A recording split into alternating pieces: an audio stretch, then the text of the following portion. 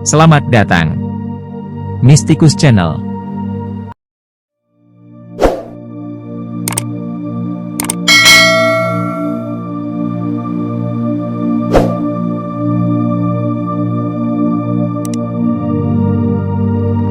Purwokerto adalah ibu kota Kabupaten Banyumas, Jawa Tengah yang terletak di selatan Gunung Slamet, salah satu gunung berapi yang masih aktif di Pulau Jawa.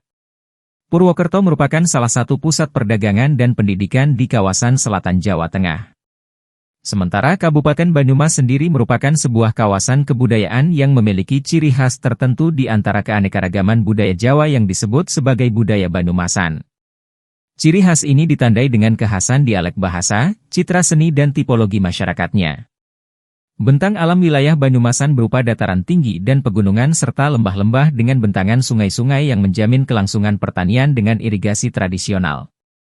Kondisi yang demikian membenarkan kenyataan kesuburan wilayah ini, Gemah Ripah Loh Jinawi.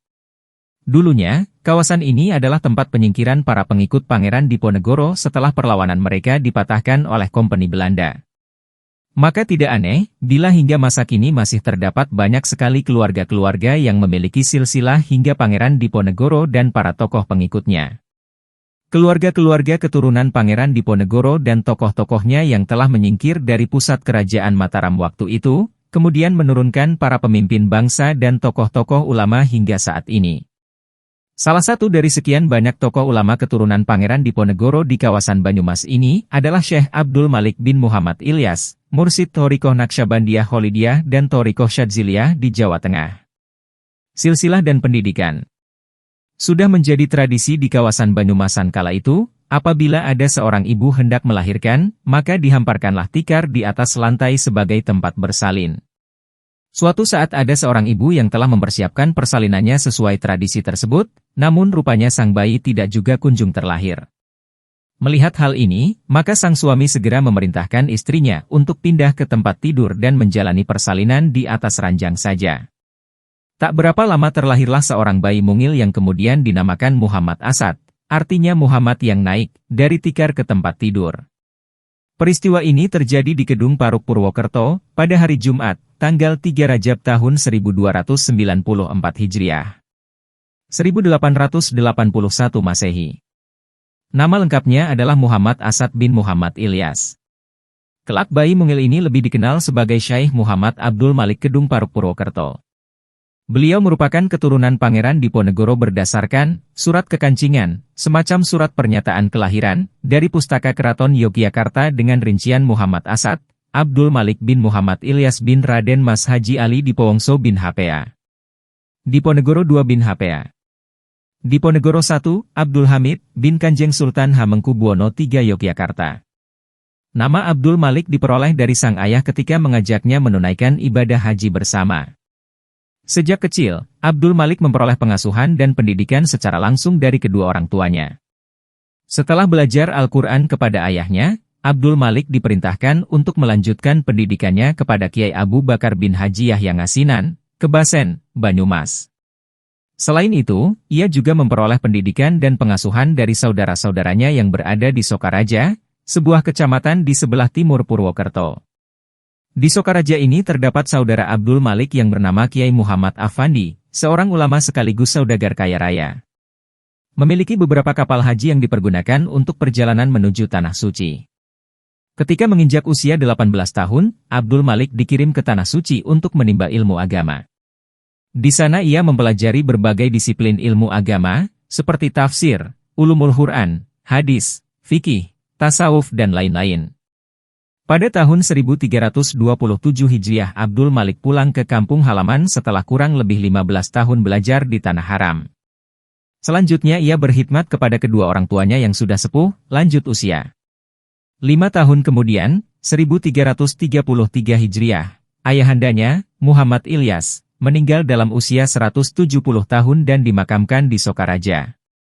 Sepeninggal ayahnya, Abdul Malik muda berkeinginan melakukan perjalanan ke daerah-daerah sekitar Banyumas, seperti Semarang, Pekalongan, Yogyakarta dengan berjalan kaki. Perjalanan ini diakhiri tepat pada 100 hari wafatnya sang ayah. Abdul Malik kemudian tinggal dan menetap di Kedung Paruk bersama ibundanya, Nyai Zainab. Sejak saat ini, ia kemudian lebih dikenal sebagai Syekh Abdul Malik Kedung Paruk. Guru-guru. Syekh Abdul Malik mempunyai banyak guru, baik selama belajar di tanah air maupun di tanah suci. Di antara guru-gurunya adalah Syekh Muhammad Mahfudz bin Abdullah At-Tirmizi Al-Jawi, Sayyid Umar As-Sadha, dan Sayyid Muhammad Sadha. Keduanya merupakan ulama besar Makkah dan Imam Masjidil Haram, dan Sayyid Alwi Syihab bin Shalih bin Akil bin Yahya. Sebelum berangkat ke Tanah Suci, Syekh Abdul Malik sempat berguru kepada Kiai Muhammad Soleh bin Umar Darat Semarang, Sayyid Habib Ahmad Fadak, seorang ulama besar yang berusia cukup panjang, wafat dalam usia 141 tahun, Habib Atos Abu Bakar Al-Atos, Habib Muhammad bin Idrus Al-Habsyi, Surabaya, Sayyid Habib Abdullah bin Muhsin Al-Atos Bogor. Sanad Thorikoh Naksabandiyah Kholidiyah diperolehnya secara langsung dari sang ayah, Syekh Muhammad Ilyas, sedangkan sanad Thorikoh Sadziliyah didapatkannya dari Sayyid Ahmad Nahrawi Al-Makki, Mekah. Selama bermukim di Makkah, Syekh Abdul Malik diangkat oleh pemerintah Arab Saudi sebagai wakil mufti mazhab Syafi'i, diberi kesempatan untuk mengajar berbagai ilmu agama termasuk tafsir dan qiraah Sabah. Sempat menerima kehormatan berupa rumah tinggal yang terletak di sekitar Masjidil Haram atau tepatnya di dekat Jabal Qubais. Menurut beberapa santrinya, Syekh Abdul Malik sebenarnya tinggal di Makkah selama kurang lebih 35 tahun, tetapi tidak dalam suatu waktu.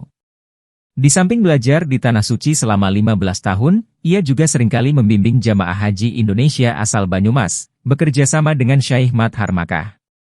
Aktivitas ini dilakukan dalam waktu yang relatif lama, jadi sebenarnya, masa 35 tahun itu tidaklah mutlak. Perjuangan fisik adalah tidak benar, jika para ulama ahli tasawuf disebut sebagai para pemalas, bodoh, kumal dan mengabaikan urusan-urusan duniawi. Meski tidak berpakaian necis, namun mereka senantiasa tanggap terhadap berbagai kejadian yang ada di sekitarnya. Ketika zaman bergolak dalam revolusi fisik untuk melepaskan diri dari belenggu penjajahan bangsa asing, para ulama ahli thorikoh senyatanya juga turut berjuang dalam satu tarikan nafas demi memerdekakan bangsanya. Pada masa-masa sulit zaman penjajahan Belanda dan Jepang, Syekh Abdul Malik senantiasa gigih berdakwah. Karena aktivitasnya ini, maka ia pun menjadi salah satu target penangkapan tentara-tentara kolonial. Mereka sangat khawatir pada pengaruh dakwahnya yang mempengaruhi rakyat Indonesia untuk memberontak terhadap penjajah. Menghadapi situasi seperti ini, ia justru meleburkan diri dalam laskar-laskar rakyat. Sebagaimana Pangeran Diponegoro, leluhurnya yang berbaur bersama rakyat untuk menentang penjajahan Belanda, maka ia pun senantiasa menyuntikkan semangat perjuangan terhadap para gerilyawan di perbukitan Gunung Slamet. Pada masa Gestapo, Syekh Abdul Malik juga sempat ditahan oleh PKI. Bersamanya, ditangkap pula Habib Hashim Al-Qutban Yogyakarta, ketika sedang bepergian menuju daerah Bumiayu Brebes untuk memberikan ilmu kekebalan atau kesaktian kepada para laskar pemuda Islam. Dalam tahanan ini, Habib Hashim Al-Qutban mengalami syok dan akhirnya meninggal, sedangkan Syekh Abdul Malik masih hidup dan akhirnya dibebaskan. Dalam hidupnya, Syekh Abdul Malik memiliki dua amalan wirid utama dan sangat besar, yaitu membaca Al-Quran dan sholawat. Beliau tak kurang membaca sholawat sebanyak 16.000 kali dalam setiap harinya dan sekali menghatamkan Al-Quran.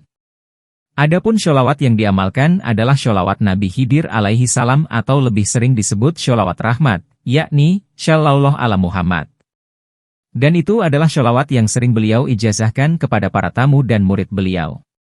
Adapun sholawat-sholawat yang lain, seperti sholawat Al-Fatih, Al-Anwar dan lain-lain. Beliau juga dikenal sebagai ulama yang mempunyai kepribadian yang sabar, zuhud, tawaduk dan sifat-sifat kemuliaan yang menunjukkan ketinggian dari akhlak yang melekat pada diri beliau. Sehingga amat wajarlah bila masyarakat Banyumas dan sekitarnya sangat mencintai dan menghormatinya. Diceritakan, saat Habib Soleh Tanggul pergi ke Pekalongan untuk menghadiri sebuah haul. Selesai acara haul, Habib Soleh berkata kepada para jamaah, "Apakah kalian tahu, siapakah gerangan orang yang akan datang kemari? Dia adalah salah seorang pembesar kaum arifin di Tanah Jawa." Tidak lama kemudian datanglah Syekh Abdul Malik dan jamaah pun terkejut melihatnya.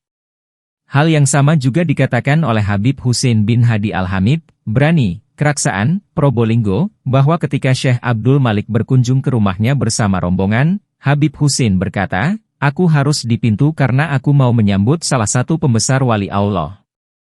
Syekh Maksum, Lasem, Rembang, setiap berkunjung ke Purwokerto, seringkali menyempatkan diri singgah di rumah Syekh Abdul Malik dan mengaji kitab Ibnu Aqil Syara Alfiyah Ibnu Malik secara tabarukan, meminta barakah kepada Syekh Abdul Malik. Demikian pula dengan Mbah Dimyati, Comal, Pemalang, Kiai Haji Holil, Sirampok, Brebes, Kiai Haji Ansyori, Linggapura, Brebes, Kiai Haji Nuh, Pageraji, Banyumas, yang merupakan kiai-kiai yang hafal Al-Quran. Mereka kerap sekali belajar ilmu Al-Quran kepada Syekh Abdul Malik. Kehidupan Syekh Abdul Malik sangat sederhana, di samping itu ia juga sangat santun dan ramah kepada siapa saja. Beliau juga gemar sekali melakukan silaturahim kepada murid-muridnya yang miskin. Baik mereka yang tinggal di Kedung Paruk maupun di desa-desa sekitarnya seperti Leduk, Peliken, Sokaraja, Dukuhwalu, Bojong dan lain-lain.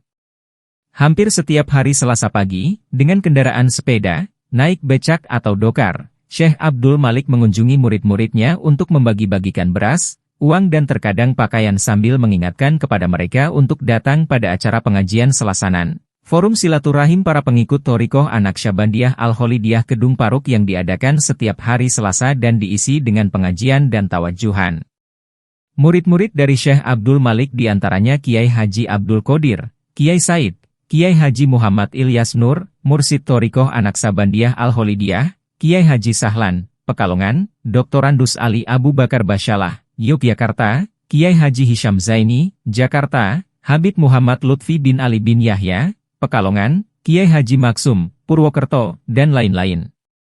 Sebagaimana diungkapkan oleh murid beliau, yakni Habib Lutfi bin Yahya, Syekh Abdul Malik tidak pernah menulis satu karya pun. Karya-karya al-alamah Syekh Abdul Malik adalah karya-karya yang dapat berjalan, yakni murid-murid beliau, baik dari kalangan kiai, ulama maupun syolihin.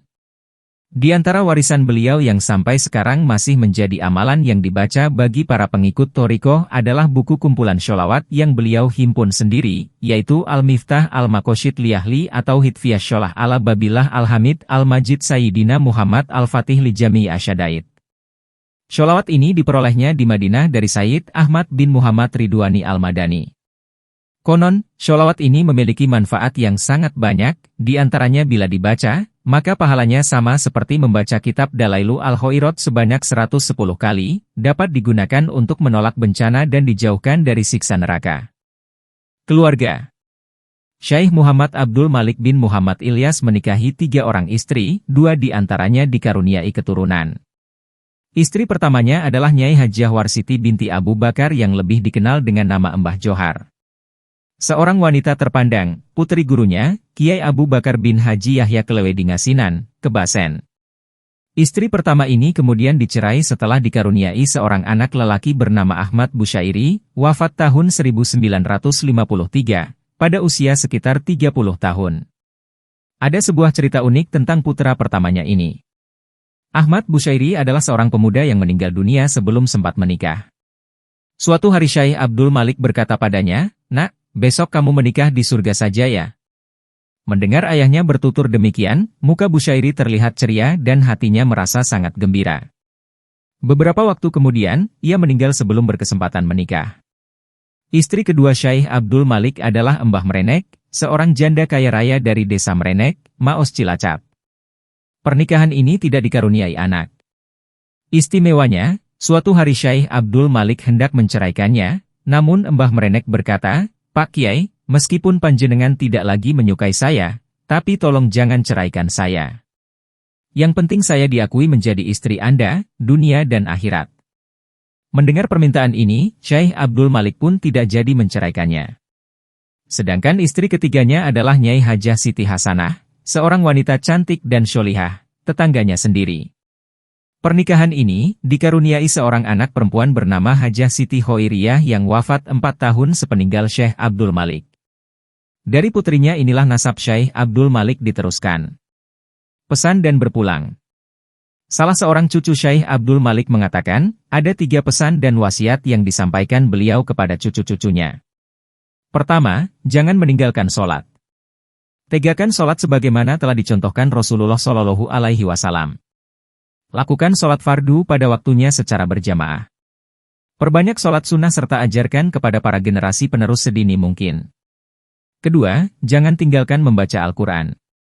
Baca dan pelajari setiap hari serta ajarkan sendiri sedini mungkin kepada anak-anak. Sebarkan Al-Quran dimanapun berada. Jadikan sebagai pedoman hidup dan lantunkan dengan suara merdu. Hormati orang-orang yang hafal Al-Quran dan qori-qoriah serta muliakan tempat-tempat pelestariannya. Ketiga, jangan tinggalkan membaca sholawat, baca dan amalkan setiap hari. Contoh dan teladani kehidupan Rasulullah Shallallahu Alaihi Wasallam serta tegakkanlah sunnah-sunnahnya. Sebarkan bacaan sholawat Rasulullah, selamatkan dan sebarluaskan ajarannya. Pada hari Kamis, 21 Jumadil Akhir 1400 Hijriah, yang bertepatan dengan 17 April 1980 Masehi. Sekitar pukul 18.30 waktu Indonesia Barat, malam Jumat, Syekh Abdul Malik meminta izin kepada istrinya untuk melakukan sholat isyak dan masuk ke dalam kamar kholwatnya.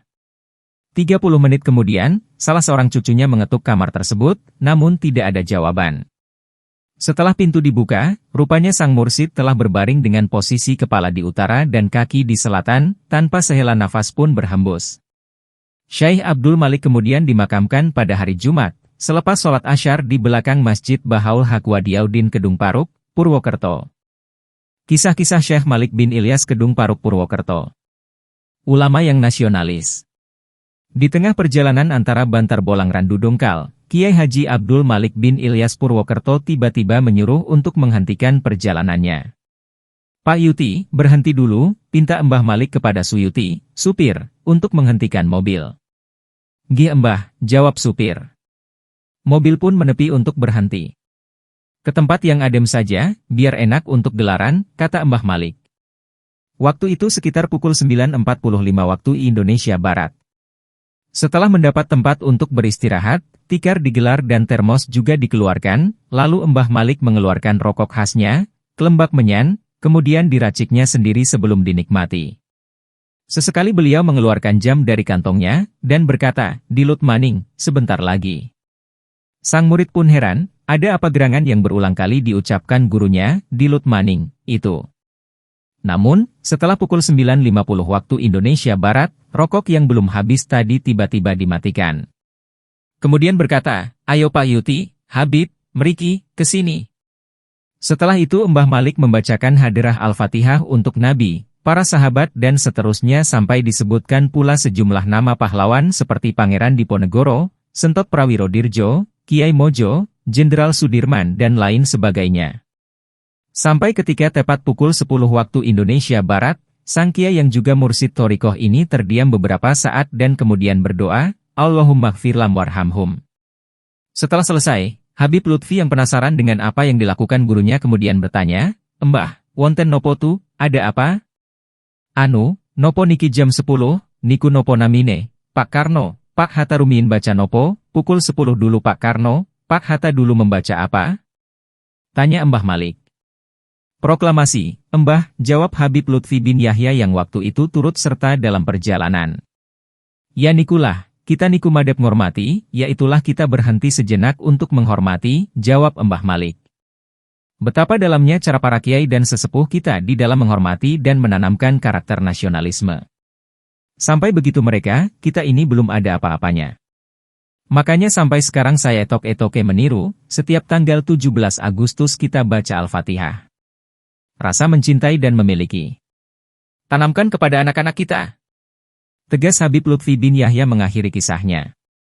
Kisah Kiai Abdul Malik dengan Habib Lutfi mengenai sebutir nasi. Dalam perjalanan mencari ilmu, Maulana Habib Lutfi bin Yahya Pekalongan berjumpa dengan seorang kiai sepuh. Romo Habib muda terheran-heran ketika menyaksikan akhlak kiai sepuh yang luar biasa. Yakni, ketika dahar, makan, ada butiran nasi yang terjatuh lalu dipungut dan dikembalikan ke piring untuk dimakan kembali. "Kenapa harus diambil, Yai? Kan cuma nasi sebutir," ujar Romo Habib muda penasaran. "Loh, jangan dilihat sebutir nasinya, Yik. Apa kamu bisa bikin nasi sebutir ini, bahkan 1/1000 menir saja?" "Dek," terdiamlah Romo Habib muda. Kiai sepuh melanjutkan, "Ketahuilah, Yik. Pada saat kita makan nasi, sesungguhnya Gusti Allah telah menyatukan banyak sekali peran. Nasi itu namanya sego bin beras bin Gabah Alpari. Mulai dari mencangkul, menggaru, meluku, menanam benih, memupuk, menjaga hama hingga memanen ada jasa banyak sekali orang. Kemudian mengolah gabah menjadi beras, dari beras menjadi nasi juga banyak sekali peran hamba Gusti Allah di sana. Ketika ada satu butir nasi, atau menir sekalipun yang jatuh, ambillah. Jangan mentang-mentang kita masih banyak cadangan nasi. Itu bentuk dari takabur, dan Gusti Allah tidak suka dengan manusia yang takabur. Selama jatuh tidak kotor dan tidak membawa mudorot bagi kesehatan kita, ambillah, satukanlah dengan nasi lainnya, sebagai bagian dari syukur kita. Romo Habib Muda pun menyimak lebih dalam. Karena itulah ketika akan makan, diajarkan doa, Allahumma barik lana, ya Allah semoga engkau memberkati kami. Bukan Allahumma barikli, ya Allah semoga engkau memberkatiku, walaupun sedang makan sendirian. Lana, itu maknanya untuk semuanya, mulai petani, pedagang, pengangkut, pemasak hingga penyaji semuanya termaktub dalam doa tersebut. Jadi doa tersebut, merupakan ucapan syukur serta mendoakan semua orang yang berperan dalam kehadiran nasi yang kita makan. Dan satu lagi, mengapa wong makan kok ada doa, wakina adzabannar, jagalah kami dari siksa neraka. Apa hubungan, makan kok dengan neraka? Kan gak nyambung. Inggih yai. Kok bisa ya, tanya Habib Lutfi Muda, penasaran. Begini, yik. Kita makan ini hanya wasilah. Yang memberi kenyang itu Gusti Allah. Kalau kita makan dan menganggap bahwa yang mengenyangkan kita adalah makanan yang kita makan, maka takutlah, itu akan menjatuhkan kita dalam kemusyrikan. Dosa terbesar bagi orang beriman. Astaghfirullahaladzim. Batin Romo Habib Muda tidak menyangka maknanya sedalam itu. Bayangkan saja, yik. Demikian juga jika kita makan dan minum tapi tidak dijadikan hilang rasa lapar dan terhapus dahaga kita karena tidak dikendaki Gusti Allah, apalah jadinya? Jika Anda menyukai Mistikus Channel silahkan like, komen, share, subscribe, dan nyalakan tanda lonceng untuk mengikuti update terbaru. Terima kasih.